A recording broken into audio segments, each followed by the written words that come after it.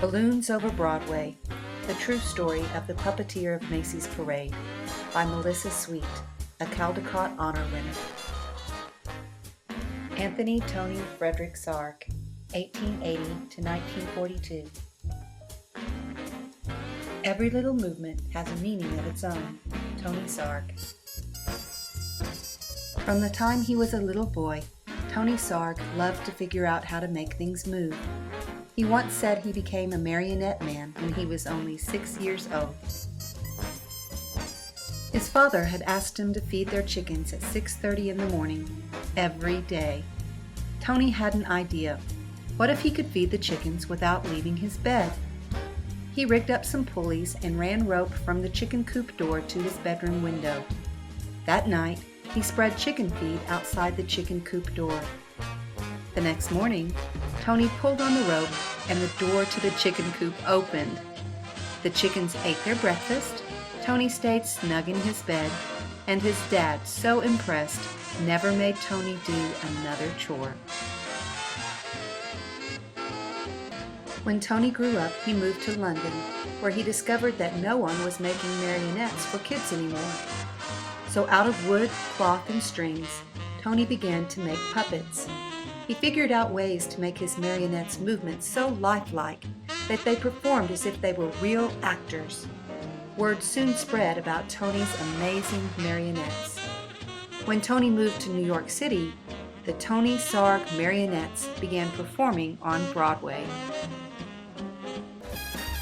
In the heart of New York City, in Herald Square, was the biggest store on earth, R.H. Macy's department store. Macy's had heard about Tony's puppets and asked him to design a puppet parade for the store's holiday windows. So Tony made new puppets based on storybook characters, then attached them to gears and pulleys to make them move. In Macy's Wondertown windows, Tony's mechanical marionettes danced across the stage as if by magic. All day long, they performed to shoppers jostling for a better look. But Macy's had an even bigger job in store for Tony. Many of the people working at Macy's were immigrants, and as the holidays approached, they missed their own holiday traditions of music and dancing in the streets. Macy's agreed to put on a parade for their employees, and they hired Tony to help. Tony, too, was an immigrant, so he loved the idea of creating a parade based on street carnivals from all over the world. He made costumes and built horse-drawn floats, and Macy's even arranged to bring in bears, elephants, and camels from the Central Park Zoo. The animals joined hundreds of Macy's employees on Thanksgiving Day, 1924, winding their way from Harlem to Herald Square. It was a dazzling parade. In fact, Macy's first parade was such a success that they decided to have one every year on Thanksgiving Day to celebrate America's own holiday. Each year the parade grew, but when Macy's brought in lions and tigers, in addition to the bears, elephants, and camels, the animals roared and growled and frightened the children. Macy's asked Tony to replace the animals. Tony, can you think of something spectacular? Okay. Tony hoped to replace the animals with some kind of puppets, but his marionettes were less than 3 feet tall. He would have to make much larger puppets in order for them to be seen in the parade. And how could he make them strong enough to hold up in bad weather, yet light enough to move up and down the streets? Tony knew of a company in Ohio that made blimps out of rubber, the perfect material for any weather. When he called the company and showed them his sketches, they agreed to make what Tony wanted. Still, how could Tony make his big puppets move? Then Tony had an idea from an Indonesian rod puppet in his toy collection.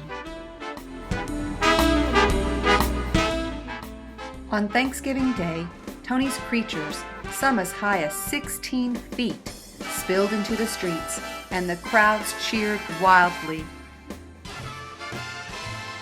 Part puppet, part balloon, the air-filled rubber bags wobbled down the avenues, propped up by wooden sticks.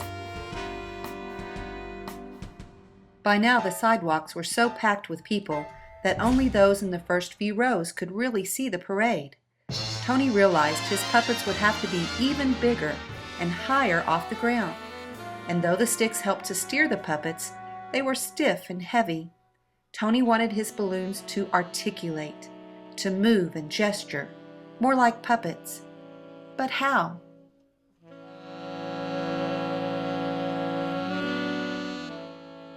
With a marionette, the controls are above and the puppet hangs down.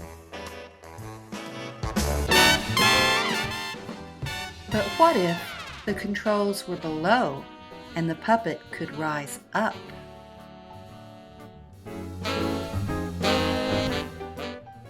During the next year, Tony set his new idea into motion. This time, he asked the company in Ohio to make balloons out of rubberized silk, as strong as rubber, but lighter than rubber alone. Most important, Tony ordered the balloons to be filled not just with air, but with helium too. Since helium is lighter than air, it would make the balloons rise. Once the puppets were completed, they were deflated and shipped back to Tony in New York. Tony did not know if everything would go as planned. What if the balloons are filled with too much helium? What if one hits a sharp object? Will they fit under the L, the elevated train track? It was still dark on Thanksgiving morning when Tony filled the balloons with helium, tethering them down with sandbags. By 1 p.m., the sidewalks were packed with people ready for the parade. Then, one by one, Tony cut the lines to the sandbags. Let's have a parade! And the magnificent upside-down marionettes rose up to the skies.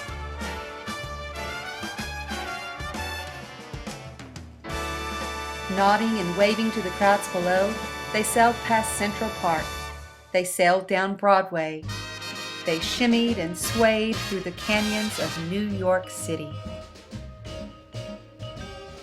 High above the crowds, they flounced in the afternoon wind, pulling the rope handlers this way and that.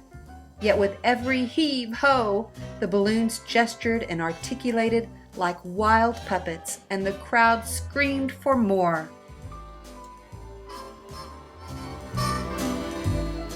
After the balloons were eased under the L, they ended in front of Macy's at Tony's Wondertown windows. It was a parade New Yorkers would never forget. And from that day on, every Thanksgiving morning, crowds have lined the sidewalks of New York City to see what new balloons would rise to the skies for Macy's famous parade. Tony Sarg, the puppeteer who loved to figure out how to make things move, had set the stage with a little rigging for a puppet to be anything anyone could imagine it to be.